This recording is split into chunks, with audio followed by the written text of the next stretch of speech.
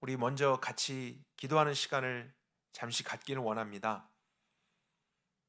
지금이 또 기도할 수밖에 없는 여러 상황과 환경이 되고 있습니다. 저희들이 할 수 있는 것이 너무 없고 모든 것이 제한되어 있고, 그러나 그럴수록 우리가 기도의 능력을 믿는다면 정말로 기도하기 좋은 때가 이와 같은 때가 없습니다. 우리의 각자의 자리에서 특별히 이 시대와 또 많은 고통받는 자들과 우리의 이웃과 국가, 사회를 위해서 하나님의 긍휼하심과 자비와 치유와 회복과 또 모든 것에 안정이 있을 수 있도록 같이 한번 먼저 기도하도록 하겠습니다.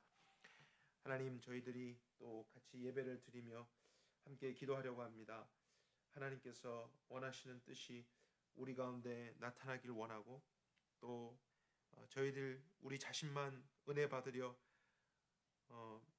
말씀을 듣고 또 예배만 드리는 것이 아니라 이 모든 것이 우리를 존재하게 하신 이 시대에 하나님의 뜻을 이루며 또 많은 사람들을 섬기기 위한 하나님의 뜻이 이루어지는 우리의 인생들이라는 것을 꼭 깨닫게 하여 주옵소서. 오늘도 미국 안에도 또 전 세계적으로 너무나 많은 어려움들이 있습니다. 죽음의 소식들, 또 질병의 소식들, 경제적인 위기와 또 갈등과 많은 두려움과 절망의 소식들, 주님, 그러나 그럴 때에 그리스도인들이 더 빛을 발하게 하시고 우리의 기도를 통해 하나님 이 모든 문제가 종식되며 안정되게 하시고, 또 우리 인생들도 다시 시작할 때에 그러나 올바른 방향으로 올바른 길을 통해 시작하여 할 수 있는 참내 회복이 온 세계 가운데 편만하게 축복해 주옵소서. 주님, 주님의 긍휼과 자비하심과 은혜를 구합니다. 하나님 역사해 주십시오. 하나님, 저희들이 예배 시간에 모여서도 함께 기도합니다. 예수 그리스도의 이름 때문에 우리는 언제든지 어디에서든지 기도할 수 있는 자들임에 감사를 드리고, 우리에게 주신 그 특권을 더 마음껏 사용할 수 있기를 원합니다. 지금 코로나 바이러스로 인해서 우리의 개인과 가정과 공동체와 사회와 국가가 총체적인 어려움 속에 들어가고 있습니다. 이 끝이 언제일지 우린 다 알지 못하지만 우리가 할 수 있는 것이 있다면 과정 중에서 주님을 의지하는 것이고 또 기도하는 것이고 하나님의 긍휼을 구하는 것임을 깨닫습니다. 저희 모두가 간절히 기도하오니 하나님, 진노 중에라도 긍휼을 잊지 말아 주시고 은혜를 베풀어 주시며 치유해 주옵소서. 모든 질병의 문제가 종식되게 하시고 생활이 안정되게 하시며, 아직 구원받을 이때에 더 많은 사람들이 생명을 잃기보다 이제 주님께로 돌아올 수 있는 기회를 얻게 하여 주옵소서. 또 저희 공동체도 다시 함께 모여서 함께 하나님을 섬기고 예배하고 또 서로를 사랑하며 이 시대와 사회 가운데 우리에 맡겨주신 일들을 잘 감당할 수 있게 축복해 주시옵소서. 하나님께서 이 시간을 또 온전히 이끌어 주시기를 원하며 예수 그리스도 이름으로 기도했습니다. 아멘. 오늘 하나님이 주실 말씀을 같이 보도록 하겠습니다. 신약 성경 사도행전 4장 1절에서부터 12절까지 말씀입니다. 사도행전 4장 1절에서부터 12절까지 말씀, 저와 여러분이 함께 보도록 하겠습니다. 사도들이 백성에게 말할 때에 제사장들과 성전 맡은 자와 사두개인들이 그들에게 이르러 백성을 가르침과 예수로 말미암은 죽은 자의 부활 전파함을 싫어하여 저희를 잡음에 날이 이미 저물었으므로 이튿날까지 가두었으나 말씀을 들은 사람 중에 믿는 자가 많으니 남자의 수가 약 5천이나 되었더라. 이튿날 관원과 장로와 서기관들이 예루살렘에 함께 모였는데 대제사장 안나스와 가야바와 요한과 알렉산더와 및 대제사장의 친족이 다 참여하여 사도들을 가운데 세우고 묻기를 너희가 무슨 능력과 네 이름으로 일을 행하느냐 하니 베드로가 성령이 충만하여 그들에게 대답하되 너희 백성의 관원과 이스라엘의 장로들아, 만일 우리가 오늘 이 불구자에게 행한 착한 일에 대하여 그가 어떻게 낫게 되었느냐고 신문을 받으면 너희와 모든 이스라엘 백성은 알지니 너희가 십자가에 못 박고 하나님이 죽은 자 가운데서 살리신 나사렛 예수 그리스도의 이름으로 이 사람이 건강하게 되어 너희 앞에 섰느니라. 이는 너희 건축자들의 버린 돌로서 모퉁이의 머릿돌이 되셨느니라. 다른 이로서는 구원을 받을 수 없나니 천하의 구원을 받을 만한 다른 이름을 인간에 주신 일이 없음이니라 하니. 아멘. 우리 말씀을 위해서도 한 번 더 기도하겠습니다. 하나님, 저희들이 온라인에서 말씀을 듣는 중에도 각자의 개인의 마음속에 감동하시고 지혜의 영과 계시의 영을 주셔서 깨닫게 하여 주옵소서. 진리로 인도해 주옵소서. 오늘도 말씀 위에 다른 많은 생각들이, 많은 소리들이 우리를 지배하려고 하나 다시 한번 우리가 말씀 위에서만 세워지고 이 진리만을 붙잡고 오늘을 살아가며 또 남은 한 주를 그렇게 승리해 갈 수 있게 축복해 주옵소서. 말씀하실 주님을 우리가 경청합니다. 예수 그리스도의 이름으로 기도했습니다. 아멘.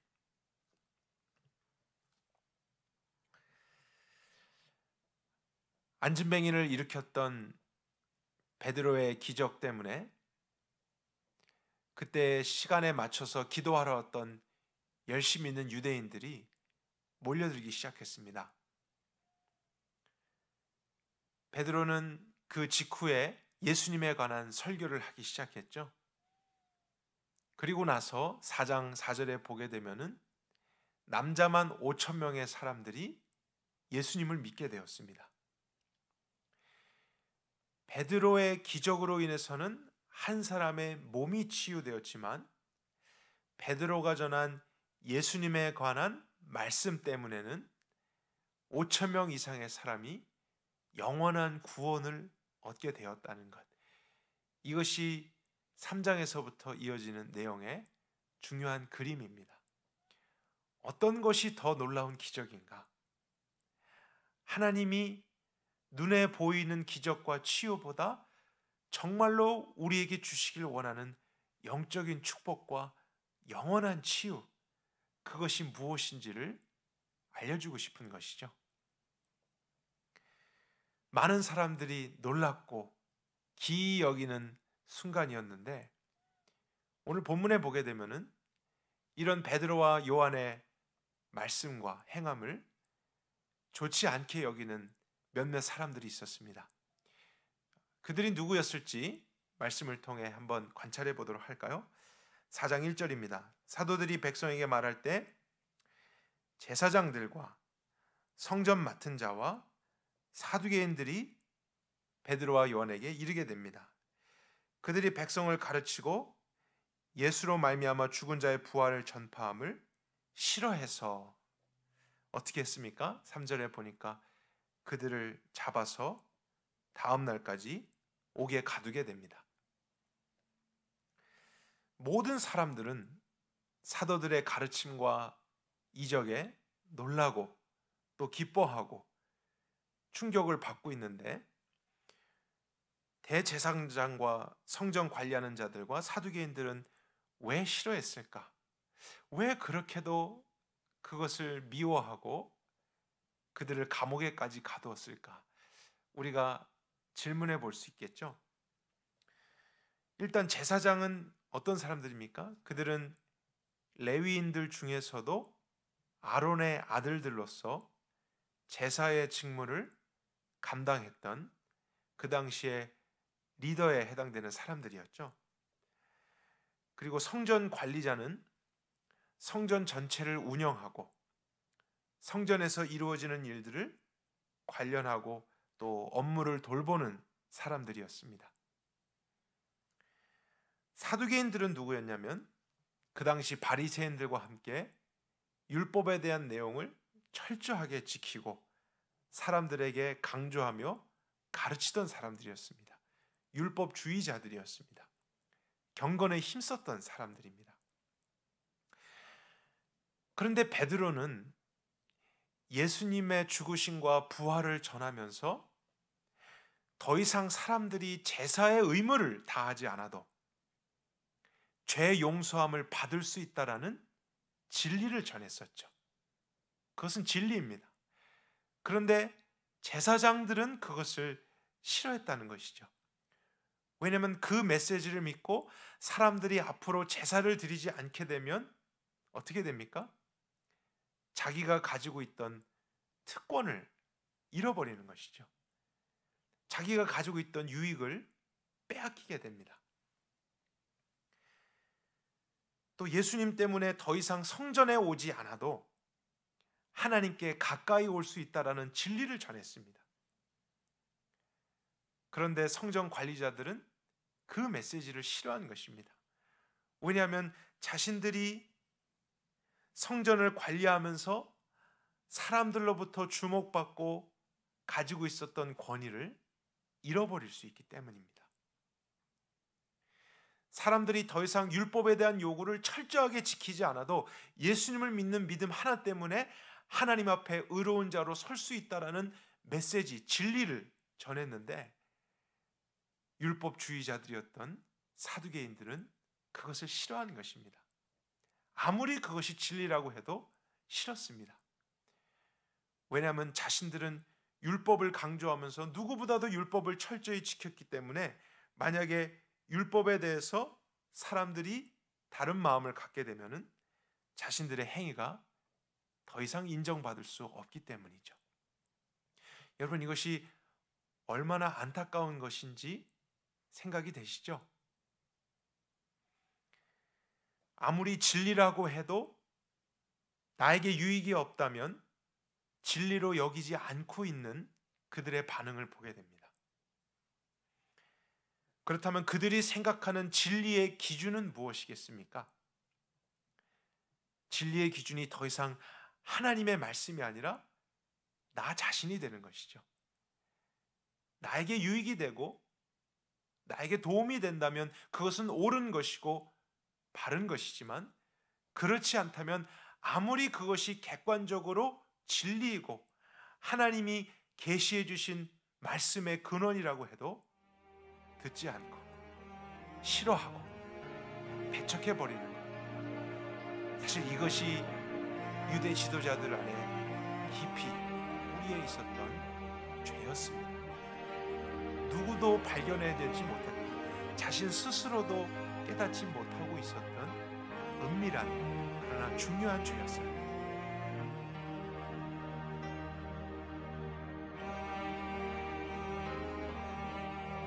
베드로와 요한을 잡아서 옥에 가둔 다음 날, 그 당시 유대 지도자들 또 최고의 리더들이 함께 모이게 됐습니다. 5절을 볼까요?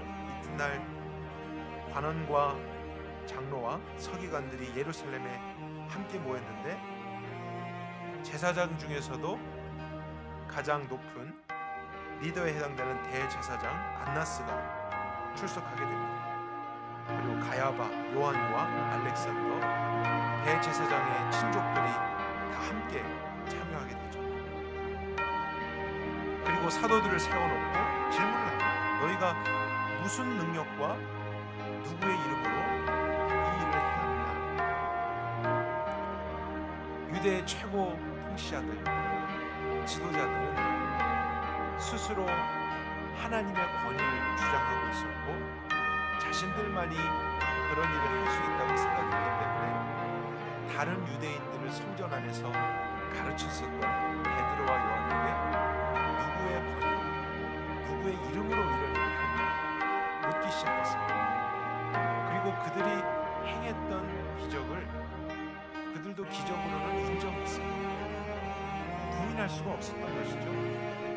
자신들도 성전을 지나갈 때마다 보고 있었던 안진뱅이가 일어나서 그들 옆에 서 있었습니다.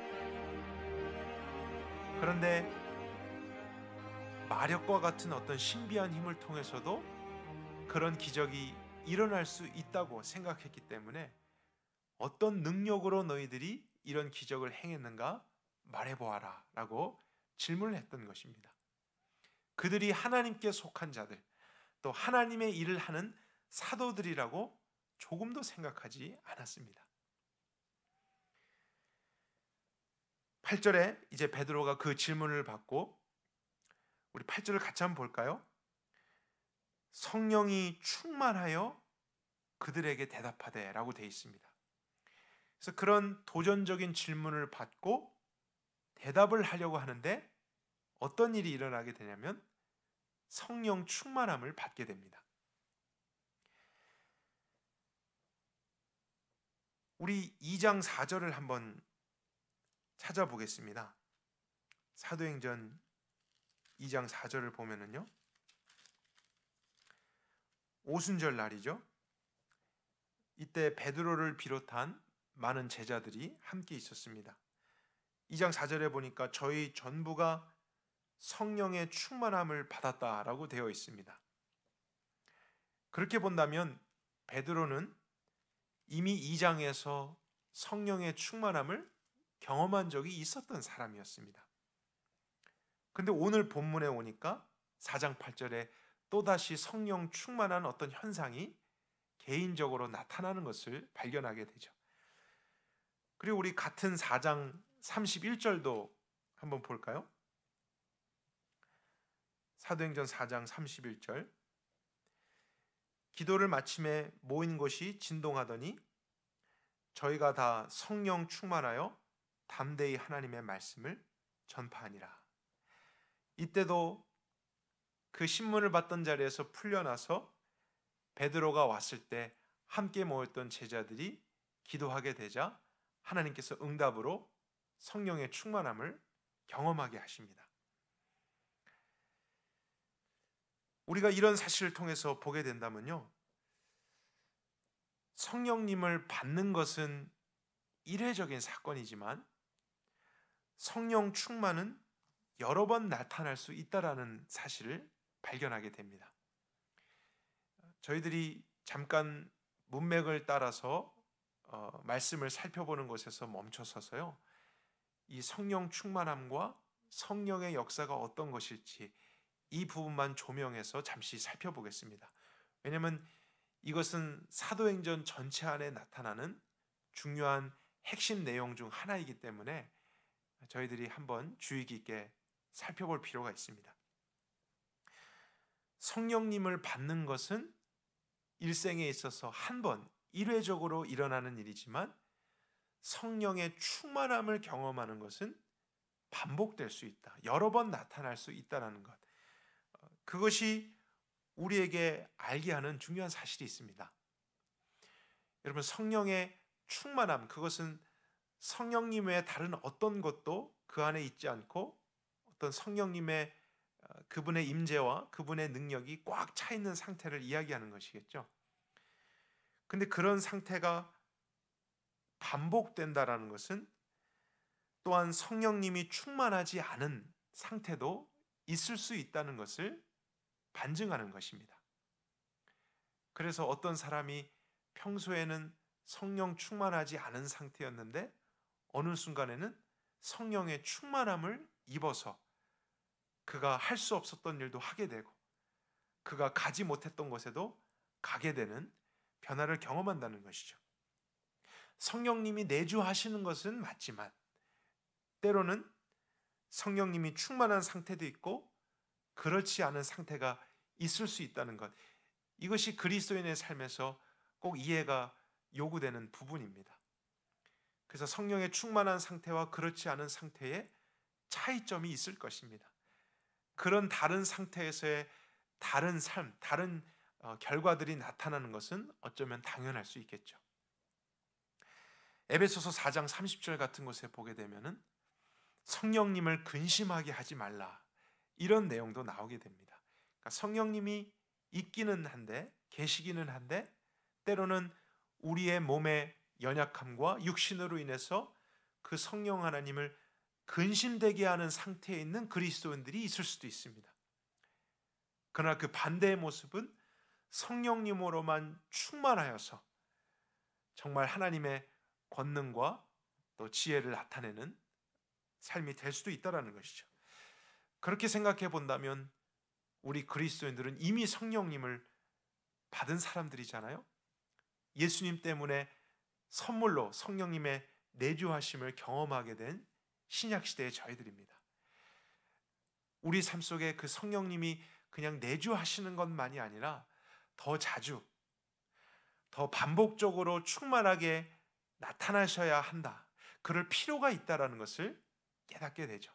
그것이 우리에게 좋은 것이니까요. 성령님이 우리에게 충만하게 되실 때 우리는 생각하고 하나님이 주신 그 모든 뜻을 실현할 수 있는 삶으로까지 나아갈 수 있기 때문에 우린 더 자주, 더 반복적으로 성령의 충만함을 경험하는 것이 필요합니다. 그러면 이제 질문해 볼 수 있겠죠? 어떻게 하면 그 성령의 충만함을 받을 수 있을까? 중요한 질문이 아닐 수 없습니다. 그것이 더 자주 나타났으면 좋겠는데, 그럼 어떻게 하면 성령의 충만함을 자주 경험할 수 있을까? 어떤 분들은 소리를 내서 크게 기도함으로써 성령 충만을 경험하려고 할 수 있습니다. 또 어떤 분들은 금식함으로써, 절제하고 뭔가 깊은 자리에 들어감으로써 성령의 충만함을 경험하려고 할 수 있습니다.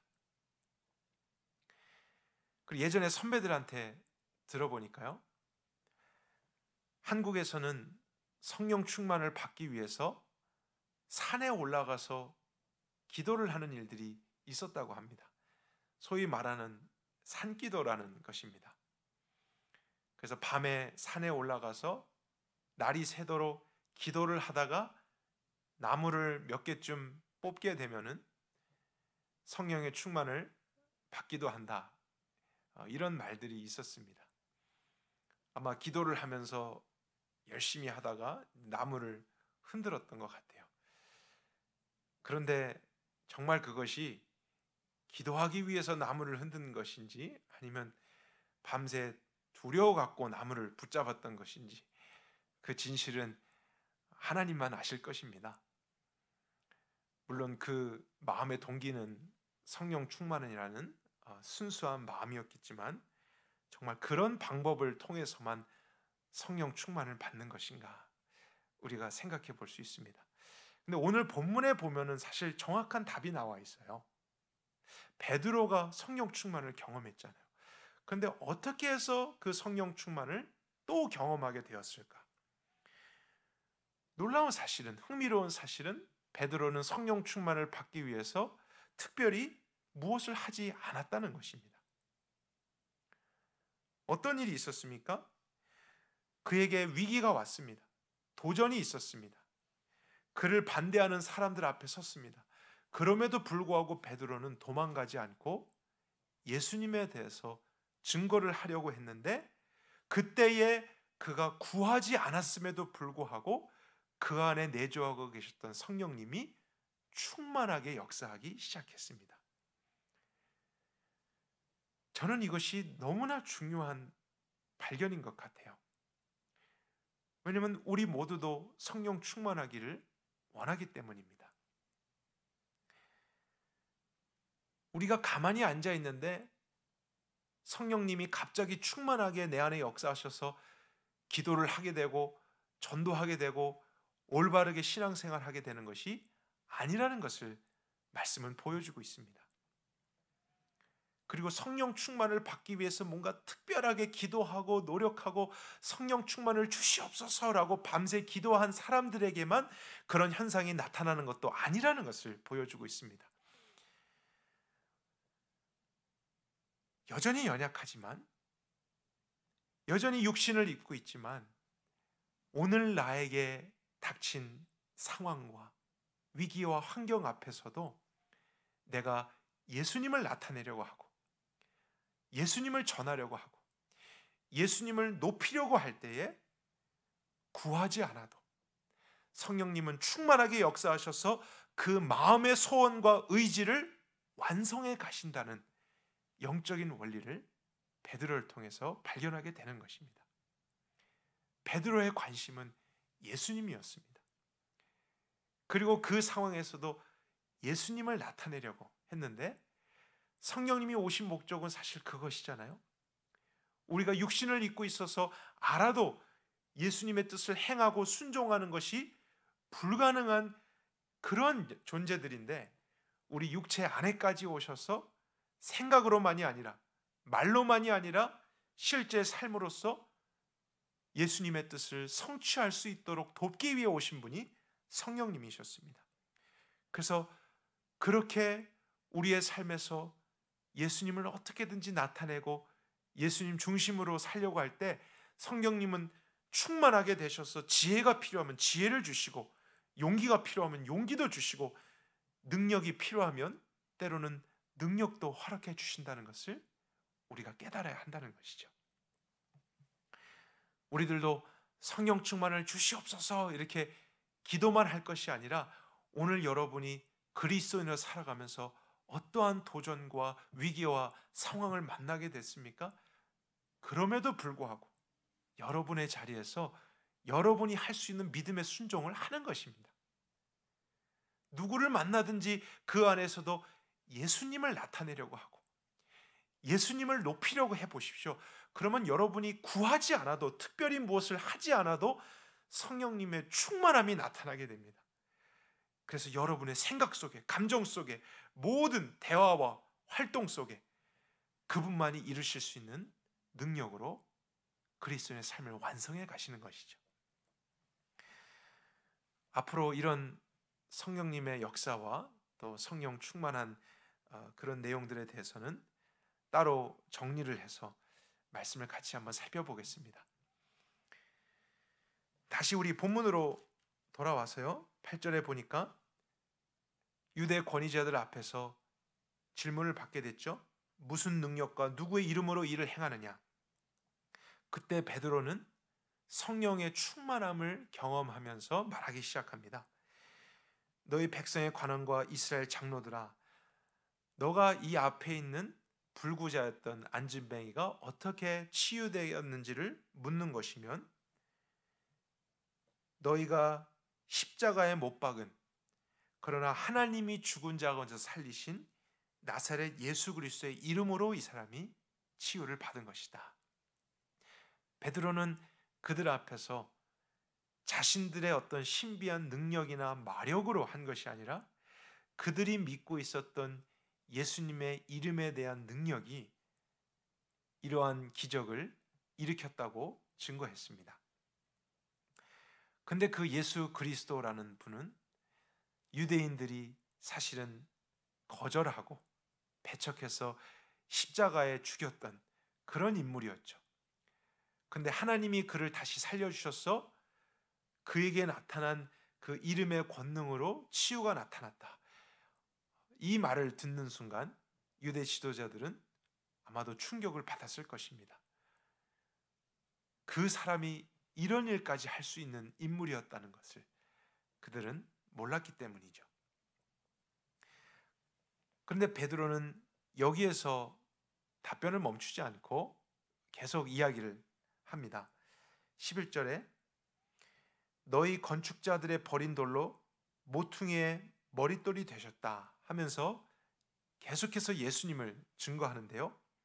특별히 12절에 보면 다른 이로서는 구원을 받을 수 없나니 천하의 구원을 받을 만한 다른 이름을 인간에게 주신 일이 없다 하면서 치유에 대한, 기적에 대한, 능력에 대한 이야기를 하다가 구원에 대한 주제로 넘어가기 시작합니다.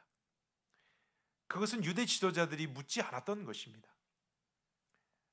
그런데 안진뱅이에 대한 그 치유의 기적은 사실 모든 사람들에게 영적인 구원의 은혜를 주시기 위한 하나의 도구였었기 때문에 베드로도 하나님의 의도에 따라서 기회를 얻었을 때에 더욱더 영적인 메시지를 증거하기 시작했던 것입니다. 특별히 유대 지도자들의 죄를 책망하면서 메시지를 전했죠. 너희 건축자들의 버린 돌, 유대인들을 건축자들이라고 비유하면서 이야기를 했습니다. 여러분, 건축자라고 하는 것은 머릿속에 설계도를 가지고 있죠. 그리고 자신이 원하는 건물을 지으려고 재료들을 생각하고 있습니다. 그런데 어떤 건물을 만들다가 자기가 원하는 부분에 필요한 돌을 찾고 있었는데 그 돌을 쓰려고 가져왔는데 맞지 않는 거예요. 자기가 생각한 대로 딱 들어맞지 않고 뭔가 불편하게 되니까 그 돌을 건축자들이 버렸습니다. 근데 버려진 그 건축자의 돌이 다른 건물에 기초석이 되었다 하는 이 비유를 통해서 예수님에 대한 유대인들의 태도, 특별히 그들 안에 감춰져 있었던 죄를 책망하기 시작합니다. 유대인들은 제사와 율법과 성전을 이용해서 자신들이 원하는 신앙생활을 하고 있었습니다. 그런 그림을 그리면서 경건에 힘쓰고 있었었죠. 그러다가 예수라는 사람이 나타났어요. 그들도 처음에는 인정해 주었습니다. 뭔가를 기대했습니다. 그리고 그들이 원했던 것은 로마의 압제로부터 우리를 건져내서 이제 전 세계 가운데 성전의 영광을 드러내고 율법과 제사를 자랑하는 것, 이것이 유대인들의 관심이었어요. 그래서 그것에 담당하고 있었던 사람들은 어떻게든지 그런 성전과 율법과 제사, 하나님께서 말씀하신 그것을 더 신실하게 지키고 자유롭게 나타내기를 원하는 꿈을 꾸고 있었습니다. 그것이 그들이 만들어낸 하나의 영적인 집이었습니다. 그렇게 되면 자신들의 권위와 명예도 더 높아지기 때문이겠죠. 그런데 예수님이 자신들을 위해서 그런 일을 해줄 줄 알았는데 오히려 그렇게 하시기보다는 그들의 위선과 그들이 가지고 있었던 자기 의를 지적하시기 시작했습니다. 그래서 오히려 그들은 예수님을 버렸고 부인하고 십자가에 죽도록 내어줬던 것이죠. 건축자의 버린 돌로 예수님을 버렸습니다. 그런데 하나님은 그 예수를 다시 죽은 자 가운데서 일으키셔서 하나님의 나라를 세우는 기반이 되게 하신 것이죠. 그러한 머릿돌로서 예수님을 삼으셨습니다. 그리고 그 예수님 위에서 이제 모든 것이 다시 질서를 가지고 세워지고 회복되도록 계획하신 것, 이것이 바로 온 인류를 향한 하나님의 구원 계획이었습니다.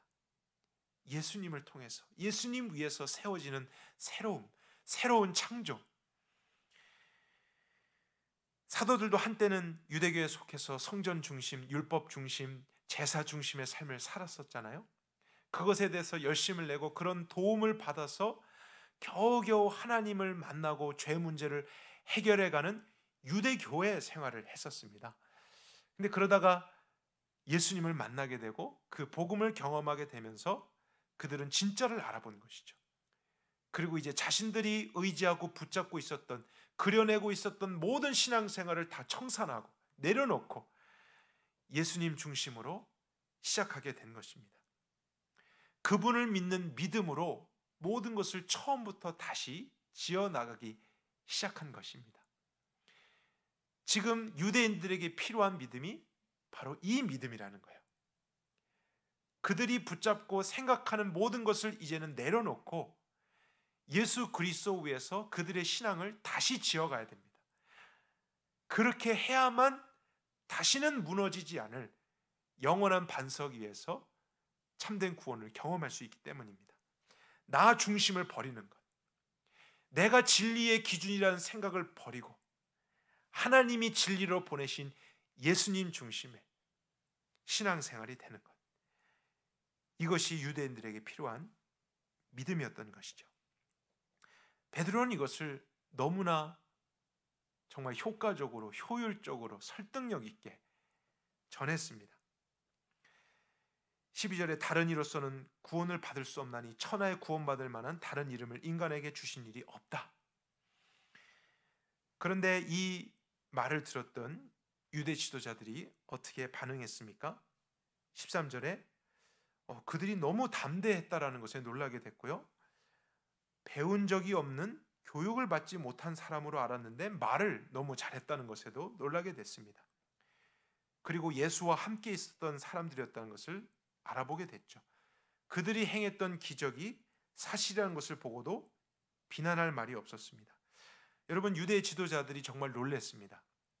그런데 우리가 여기서 발견하는 그들이 놀랐던 이유들이 무엇인지가 중요하다는 거예요. 베드로는 예수님, 복음, 그들 안의 죄와 또 그것을 해결할 수 있는 구원의 메시지를 지도자들에게도 전했지만 그들은 그 메시지의 핵심과 본질 자체에는 조금도 놀라지 않습니다. 그것에는 조금도 관심을 갖지 않고 그냥 드러나는 겉모습에만 조금 놀라는 것이죠. 이 사람들이 배우지 않은 사람들인 줄 알았는데 말을 잘하는구나. 우리 앞에서도 위축되지 않고 용기 있고 담대하게 말하는구나. 그들은 마음이 교만했고 영적으로 어두워져 있었기 때문에 또 자신들이 세우는 종교적인 의로 가득 차 있었기 때문에 마음이 부유했었기 때문에 예수님의 복음을 깨닫지 못했던 것입니다. 그런데 여러분, 처음 3장에 있었던 성전 미문 앞에 있었던 안진뱅이를 생각해 보십시오. 그도 유대인이었을 것입니다. 그러나 그는 처음부터 가진 것도 없고 유명하지도 않고 많은 것을 누리지 않았었기 때문에 오히려 마음이 가난한 상태였겠죠.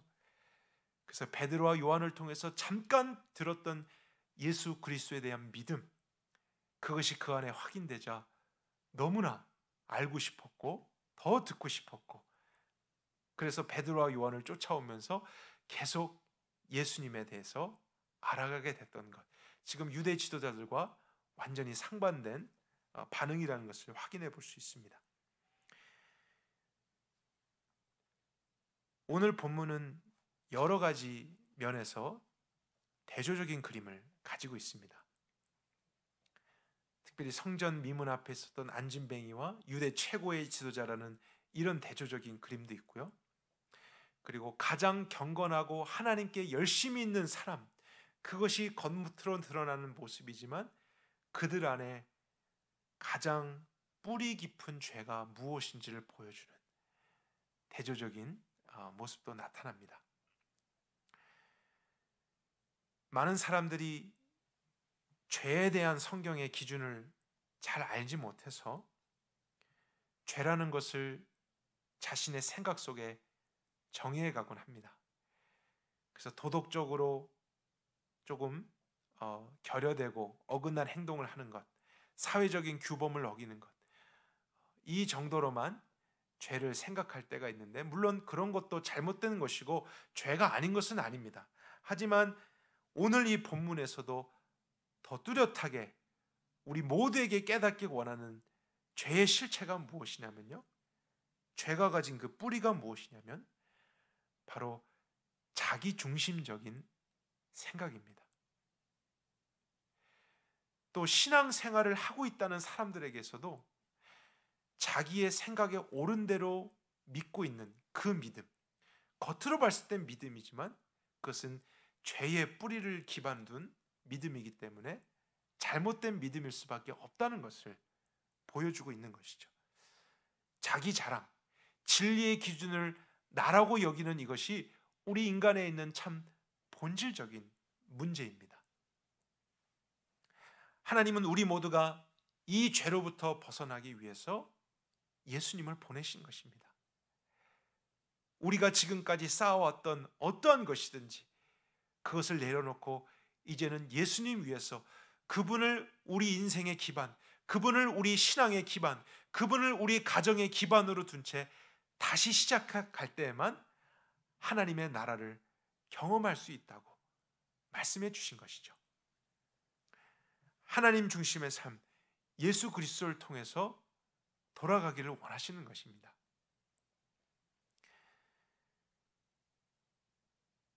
우리가 교회만 열심히 다니는 것, 성경만 열심히 공부하는 것, 또 기도만 열심히 하는 것, 이런 습관적으로만 흘러갈 것이 아니라 정말 우리의 삶에 이런 신앙에서부터도 예수님을 기반으로 모든 것을 새롭게 해야만 하나님께 인정될 수 있는 것입니다. 그리고 더 나아가서는요, 사실 예수님의 기반이 되어야 될 것은 우리의 신앙생활만이 아닙니다. 우리의 일반적인 생활도 마찬가지인 것입니다. 어떠한 직업을 가지고 있든지, 우리의 가정에서든지, 우리가 다니는 모든 곳에서도 우리가 예수님 중심으로 예수님을 나타내고 예수님을 높이는 삶으로 나아가게 될 때 그곳에서 영적인 하나님의 나라가 세워지는 것을 보게 된다는 것이죠. 오늘같이 모든 것이 불안정한 시대에, 또 우리가 붙잡고 있었던 것이 흔들리는 시대잖아요. 우리가 의지했던 것이 다 떠나는 것 같은 상황입니다. 그래서 우리는 앞으로 지금의 상황이 종료되어도 모든 것을 다시 처음부터 시작해야 할지 모릅니다. 그러나 그때에 예수님 위에서 우리가 모든 것을 다시 시작할 수 있다면, 어쩌면 지금의 위기와 이 어려움마저도 우리에게는 영적인 회복의 기회가 될 수 있는 것입니다. 우리의 직업과 경제 활동도 예수님 위해서 다시 새롭게 시작할 준비를 해야 됩니다. 지금까지는 너무 바빠서 돌아보지 못했습니다. 앞만 보고 달려왔습니다. 또 세상과 경쟁하면서 열심을 냈었습니다. 그러나 이러한 상황에서도 아직 마지막도 아닙니다. 마지막을 알리는 하나의 징조 앞에서도 내가 쌓아뒀던 모든 것을 잃어버리는 것 같은 이런 체험들이 결국에는 내가 의지하고 기반해야 될 것, 세상의 힘이 아니구나, 물질이 아니구나, 나의 직업 자체가 아니구나, 그런 모든 것은 하나의 도구일 뿐이고 겉모습일 뿐이고 예수 그리스도가 목적이 되고 그분을 섬기기 위한 나의 직업이 되고 물질이 되고 경제 활동이 된다면 우리는 그것을 통해서도 예수님을 나타낼 수 있는 것입니다. 그것을 통해서도 예수님을 높일 수 있는 거예요. 꼭 교회에서만 예수님 높이는 것이 아닙니다. 꼭 교회에서만 예수님을 나타내는 것 아니잖아요. 그럼 여러분, 아까 성령 충만함과 연결을 지어 볼게요. 우리의 직업과 우리의 삶의 자리에서도 예수님이 목적이 되고 기반이 돼서 예수님을 나타내고자 한다면 우리가 구하지 않아도 우리가 행하는 모든 일 가운데 누가 역사하시겠습니까? 누가 충만하게 하시겠습니까?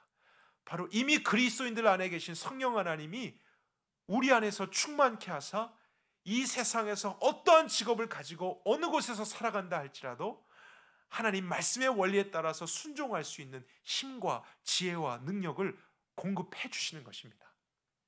사실 이런 성령님의 충만함은 교회 안에서 사역을 하기 위해서 필요한 것이기보다는 하나님께서 부르신 세상의 자리에서 더 필요한 거잖아요.